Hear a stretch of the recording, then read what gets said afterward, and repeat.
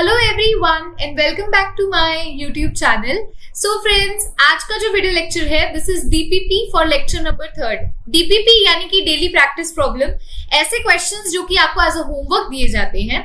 तो इनका जो क्वेश्चंस का लिंक है वो आपको डिस्क्रिप्शन में मिल जाएगा in the form of PDF. आप उसे डाउनलोड कीजिए, क्वेश्चंस को सबसे पहले खुद से सॉल्व कीजिए, फिर उनके सॉल्यूशन मेरे से मैच करो, ठीक है। क्योंकि पता है क्या, देखो अब मेरे साथ तो आप सॉल्व कर ही लोगे, नो डाउट, कोई इश्यू नहीं है उसमें, लेकिन फायदा आपका किसमें है, पहले खुद से अटेम्प्ट करो। खुद से अटेम्प्ट करोगे तो खुद की गलतियां आइडेंटिफाई कर पाओगे भी कहां पर आपने किस क्वेश्चन में गलती की है, ठीक है।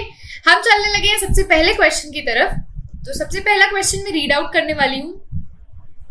सबसे पहला क्वेश्चन है the data for the reaction A plus B plus C is. एक रिएक्शन है, ठीक है, उसका हमें डाटा दिया गया है। हाँ जी स्टूडेंट्स, एक हमें रिएक्शन दी गई है, उसका डाटा दिया गया है। आप इसको करेक्ट कर लीजिएगा। This is A plus B, ये रिएक्शन A प्लस B है, ये आएगा यहाँ गिव्स C, ठीक है, ये गिव्स का साइन आएगा। The rate law correspond to the data will be. अब इस डाटा से जो आपका रेट लॉ बनता है, आपने उसका एक्सप्रेशन नोट डाउन करना है। सो आपको ये डाटा ऑलरेडी दे रखा है, मैंने आपको बोला रिएक्शन है A plus B gives C, right, ये रिएक्शन है। तो सिंपल रेट लॉ अगर मैं इस रिएक्शन का लिखूंगी तो क्या होगा, rate is equals to rate constant K into reactant की कंसंट्रेशन। यहां मेरे कौन से दो रिएक्टेंट है, एक A रिएक्टेंट है और दूसरा रिएक्टेंट कौन सा है, B है। अब आपको पता है इनके ऊपर इनका ऑर्डर भी मेंशन करते हैं, तो हम लेट कर लेते हैं। A का ऑर्डर X है और B का ऑर्डर क्या है, Y है। इसको नोट भी कर लीजिएगा। X क्या है, order with respect to A, और Y क्या है, order with respect to B। Clear है। तो हमने एक जनरल फॉर्मूला जो हमारा रेट लॉ का है, हमने वो नोट डाउन कर दिया। नेक्स्ट हमारा वर्क क्या होता है, हमारे पास टोटल 4 एक्सपेरिमेंट्स हमें दे रखे हैं। इन 4 एक्सपेरिमेंट से हम 4 इक्वेशंस डिराइव कर सकते हैं। एग्जैक्टली तो फर्स्ट एक्सपेरिमेंट से, फ्रॉम फर्स्ट एक्सपेरिमेंट मैं फर्स्ट इक्वेशन लिखने वाली हूं। फर्स्ट एक्सपेरिमेंट से अगर मैं इस वाले फॉर्मूला में सारी वैल्यूज पुट करूं, रेट कितना है 0.10 is equals to rate constant है K into concentration of A की कंसंट्रेशन कितनी है 0.012, पावर क्या लेंगे X into concentration of B कितना है 0.035 और इसकी पावर Y। पहली इक्वेशन होगी फॉर फर्स्ट रिएक्शन। ऐसे ही हम चारों रिएक्शंस के लिए इक्वेशन नोट डाउन करेंगे। फर्स्ट के लिए हमने लिख दिया है। फॉर सेकंड एक्सपेरिमेंट हमारी सेकंड इक्वेशन क्या होगी, rate is equals to, rate कितना है 0.80 is equals to rate constant K into concentration of A कितना है 0.024, इसकी power X into concentration of B कितना है 0.070 और इसकी पावर क्या हो जाएगी Y।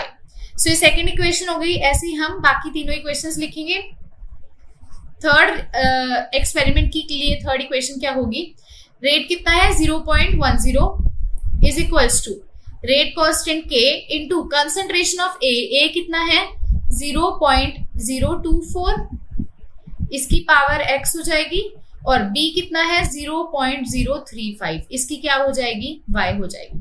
ऐसे ही हम फोर्थ इक्वेशन नोट डाउन कर देते हैं।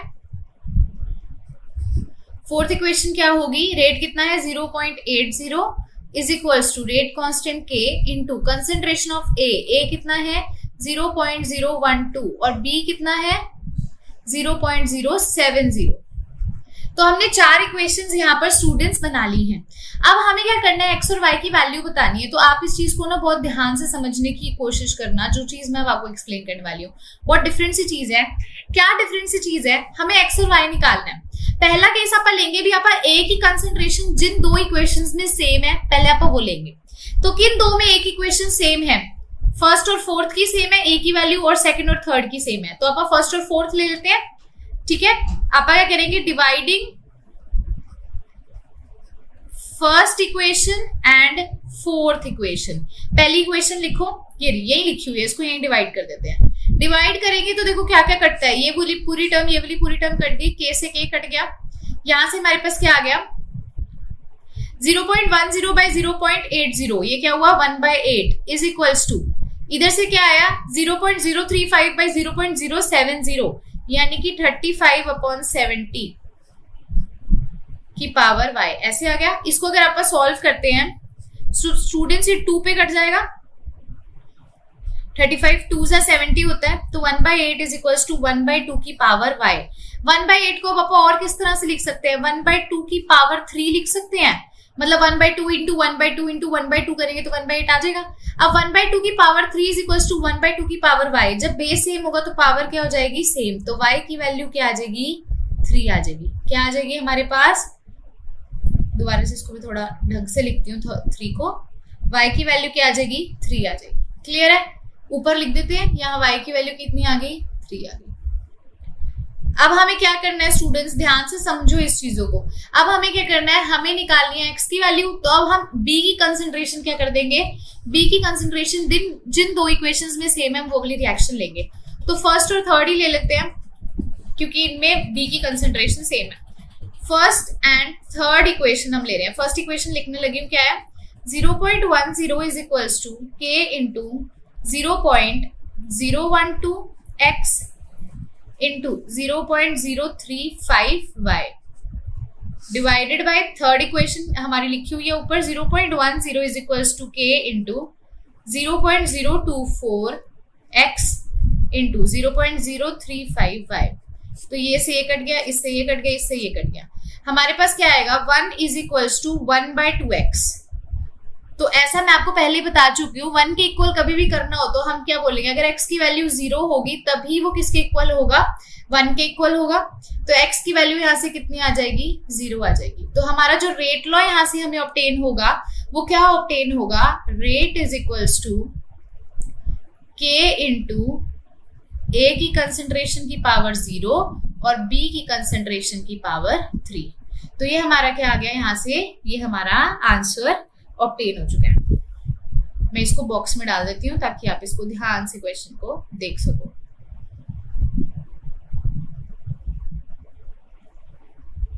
ये देखिए मैंने बॉक्स में इस आंसर को डाल दिया है ऑलरेडी,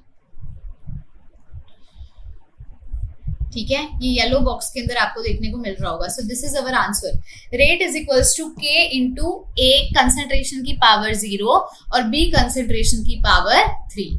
तो इस तरह से हम इस क्वेश्चन को सॉल्व कर सकते हैं। होपफुली आपको समझ आ गया होगा। पहले आपने क्या करना है, चारों इक्वेशंस बनानी है इस एक्सपेरिमेंटल डाटा से। फिर आपने क्या करना है, जो जो आपने डाटा ऑब्टेन करना है लाइक x और y ऑब्टेन करना है, तो उनके लिए आपको इक्वेशंस को डिवाइड करना पड़ेगा।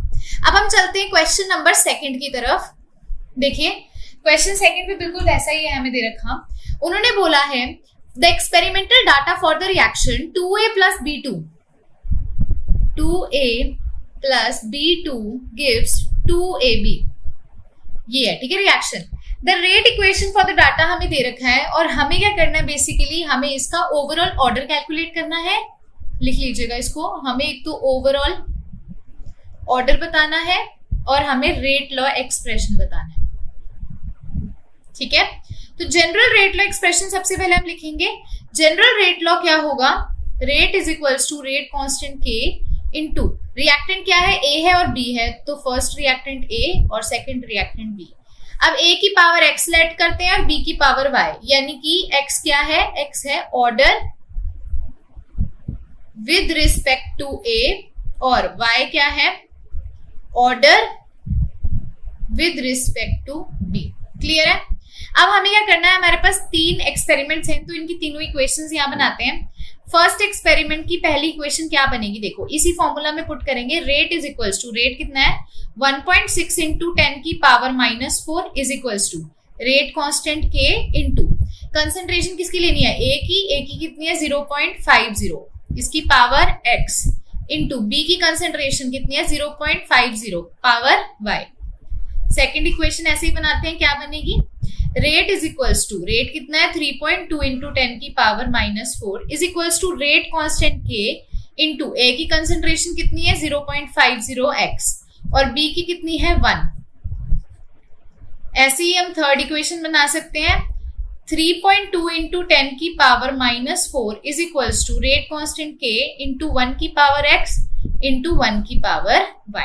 तो हमने यहाँ से क्या किया, 3 इक्वेशंस यहाँ से डिराइव कर ली। अब हमें x और y की वैल्यू निकालनी है। तो सबसे पहले आपका केस लेते हैं जब दोनों a की कंसंट्रेशन सेम है, यानी कि फर्स्ट और सेकंड इक्वेशन को डिवाइड करते हैं। Divide first and second equation. First equation क्या है, 1.6 इंटू 10 की power -4 is equals to k into 0.50 की पावर x इंटू 0.50 की power y divided by second equation क्या है, 3.2 इंटू 10 की power -4 is equals to rate constant k into 0.50 की power x और 1 की पावर y। यहां से ये कट गया, k से k कट गया, यहां से ये कट गया। इसको सॉल्व करेंगे क्या आएगा, 1/2, ठीक है। और अगर हम इसको सॉल्व करेंगे स्टूडेंट्स तो यहां से भी क्या आ जाएगा, 1/2। 50/100 हो जाएगा ये, तो कितना आ जाएगा, 1/2। तो यहाँ से y की वैल्यू क्या आ जाएगी, 1, क्योंकि बेस सेम है तो पावर क्या हो जाएगी, इक्वल। तो y की कितनी वैल्यू आ गई, 1 आ गई। अब ऐसे ही हम क्या करेंगे, x की वैल्यू कैलकुलेट करेंगे। देखो डिवाइड करते हैं सेकंड और थर्ड इक्वेशन को, डिवाइड सेकंड एंड थर्ड, यही डिवाइड कर देते हैं। देखो ये तो बिल्कुल कट गया, सेम टू सेम, ये भी कट गया, तो क्या आएगा, 1 इज इक्वल्स टू, ठीक है, यहां से k भी कट जाएगा हमारा, k से k भी तो कट गया ना, 1 इज इक्वल्स टू 50, 0.50 है तो 100 नीचे आ जाएगा कि power x 1/2, 1 is equals to 1/2 x। तो x की वैल्यू क्या पुट करें भी 1 के इक्वल आ जाए, x की वैल्यू 0 पुट करेंगे तो 1 के इक्वल आ जाएगी। तो x की वैल्यू कितनी आ जाएगी, 0।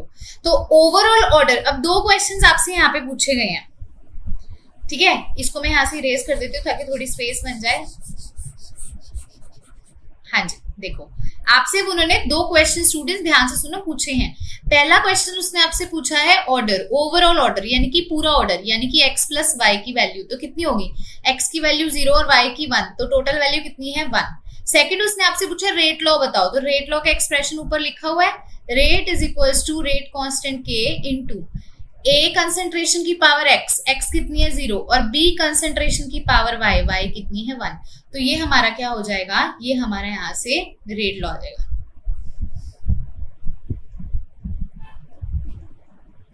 ठीक है, तो ये हमने 2 इसके अंदर जो क्वेश्चंस हमसे पूछे हुए थे हमने सॉल्व कर दिए। सिंपल सा तरीका है, पहले रेट लॉ इक्वेशंस बनाओ, उसके बाद आपका आंसर बहुत ही सिंपल हो जाता है। अब देखो ध्यान से इस क्वेश्चन को रीड करना। क्वेश्चन नंबर 3 आपकी स्क्रीन पर है, मैं रीड कर रही हूँ। Which of the following rate law has an overall order of 0.5। वो कहता है इनमें से कौन से रेट लॉ का ओवरऑल ऑर्डर जो है वो 0.5 है for reaction involving substances x, y और z। मतलब आपके पास क्या है, x, y और z है, ये रिएक्टेंट है और कुछ प्रोडक्ट बन रहा है। वो कहता है इसका जो ओवरऑल ऑर्डर है ना, मतलब ओवरऑल ऑर्डर को हम n से डिनोट करते हैं, कितना है 0.5। तो चेक करो किसमें ऐसा होगा।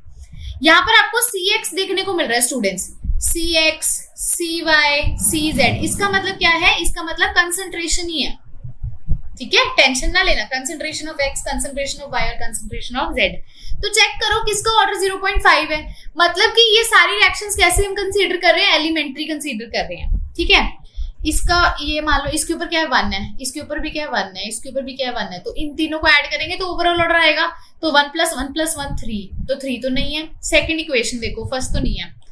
इसकी पावर कितनी है, cx की पावर है 0.5, इसकी है 0.5 और इसकी है 0.5, यानी कि तीनों को ऐड करो, 0.5 + 0.5 + 0.5 कितना आएगा 1.5। तो ये भी नहीं है, बी ऑप्शन भी नहीं है। सी ऑप्शन क्या है, cx की पावर 1.5, सी ऑप्शन क्या है 1.5, फिर cy की पावर है -1 और cz की पावर है 0। तो यहां से क्या आएगा 1.5 - 1 यानी कि 0.5। तो ऑप्शन नंबर सी हमारा क्या हो जाएगा, बिल्कुल करेक्ट हो जाएगा। ऑप्शन नंबर सी क्या हो जाएगा, बिल्कुल करेक्ट हो जाएगा। जो इनकी पावर्स है उनका एडिशन ही तो क्या होता है, ओवरऑल ऑर्डर, है ना। तो हमारा आंसर क्या आ जाएगा, सी आ जाएगा, ठीक है। अब हम चलते हैं क्वेश्चन नंबर 4 की तरफ। देखो क्वेश्चन 4 क्या है, for the reaction A and B, आपको एक रिएक्शन दे रखी है ए और B, the initial rate of reaction is measured for various concentration of A and B. आपको रेट दे रखा है, यहाँ पर द डाटा आपको दे रखा है, कैलकुलेट करना है ओवरऑल ऑर्डर। सेम वही तरीका है, तीनों रिएक्शंस के लिए आप तीनों इक्वेशंस बनाते हैं। उससे पहले एक रेट लॉ का जनरल एक्सप्रेशन लिखते हैं, rate is equals to rate constant K into, A और बी रिएक्ट कर रहे हैं तो ए की पावर x ले लेते हैं और b की पावर y ले लेते हैं। ये अपन ने जनरल लिख दिया, ठीक है। फर्स्ट इक्वेशन यहाँ बना रही हूँ, रेट कितना है 5 × 10 की पावर -5 इज इक्वल्स टू के रेट कांस्टेंट इनटू ए की कंसंट्रेशन, ए कितना है 0.20, इसकी पावर x, और b की कंसंट्रेशन यानी कि b 0.30 ले रहे हैं, इसकी power y। Second equation rate कितना है 5 इंटू 10 की power -5 is equals to rate constant k into A की कंसंट्रेशन की पावर x इंटू b की कंसंट्रेशन की पावर y। ऐसी थर्ड इक्वेशन लिखेंगे, rate is equals to rate constant k into A की कंसंट्रेशन की पावर x और b की कंसंट्रेशन की पावर y। तो वही काम करना है। पहले केस में आप ए की कंसंट्रेशन जिन रिएक्शंस में सेम है उनको डिवाइड करेंगे, तो फर्स्ट और सेकंड इक्वेशंस को डिवाइड करते हैं। Divide first and second. First क्या है 5 इंटू 10 की पावर -5 है is equals to k into 0.20 की पावर x इंटू 0.30 की power y divided by 5 into 10 की power -5 is equals to k into 0.20 की पावर x 0.10 की पावर y। ये कट गया, ये कट गया, ये कट गया, यहां से क्या आएगा 1 इज इक्वल्स टू 3y। किसी की भी पावर हम मतलब 0 कर देंगे तो 1 के इक्वल होगा, यानी कि y की वैल्यू क्या आ जाएगी 0 आ जाएगी। y कितनी आ गई 0 आ गई। अब ऐसे ही x निकालेंगे। x कैसे निकालेंगे, देखो x निकालने के लिए हमें b की कंसंट्रेशन मतलब हमें क्या करना होगा a की कंसंट्रेशन सेम लेनी होगी। ध्यान से देखिए, हम और किसी तरीके से भी निकाल सकते हैं। हमें किसकी वैल्यू निकालनी है, अब हमें y की वैल्यू निकालनी है, तो a की कंसंट्रेशन सेम लेके चलनी होगी। a की कंसंट्रेशन सेम हमने ऑलरेडी केस ले लिया, आप ये वाला केस ले लेते हैं, इससे निकल आएगी इसकी वैल्यू। देखो सेकंड और थर्ड को डिवाइड कर देते हैं। Divide second and third. देखो सेकंड और थर्ड को जब डिवाइड करते हैं क्या आता है 5 इंटू 10 की power -5 is equals to k into 0.20x 0.10y divided by 1 into, अब हमें x की वैल्यू निकालनी है ना, 1 इंटू 10 की power -4 is equals to k into 0.40 की पावर x और 0.05y। स्टूडेंट्स y की वैल्यू क्या है 0 है, तो ये वाली टर्म और ये वाली टर्म तो सीधा सीधा कटी गई। यहां से इसको सॉल्व करेंगे तो क्या आएगा 5 इंटू 10 की पावर -1 इज इक्वल्स टू 1/2 की पावर x। y की वैल्यू 0 ऑलरेडी निकाल चुके हैं, इसलिए किसी की भी वैल्यू 0 होगी तो 1 हो जाएगा, तो ये सीधा कट गया। इसको कैसे लिख सकते हैं 5/10 इज इक्वल्स टू 1/2 की पावर x, यानी कि 1/2 इज इक्वल्स टू 1/2 की पावर x, यानी कि x की वैल्यू क्या आ जाएगी 1 आ जाएगी। तो x की वैल्यू यहां से हमारे पास क्या आ गई 1 आ गई। तो रेट लॉ क्या हो जाएगा k इंटू a की पावर 1 और b की पावर 0। ठीक है, आप कहोगे मैम y की तो वैल्यू कहीं पे सेम दे नहीं रखी थी, फिर आपने इसको कैसे किया। हमने देख लिया y की वैल्यू जब हमने फर्स्ट और सेकंड इक्वेशन को डिवाइड किया 0 आ रही थी, तो सीधा यहाँ पर ये कट ही गया, क्योंकि किसी की भी वैल्यू 0 होती है तो 1 होता है, तो यहाँ से सीधा हमारे पास आंसर हमारे पास था। ठीक है, अब हम चलते हैं क्वेश्चन नंबर 5 की तरफ। देखिए क्या क्वेश्चन 5 है, आज का लास्ट क्वेश्चन है ये। a2 plus b2 gives 2ab।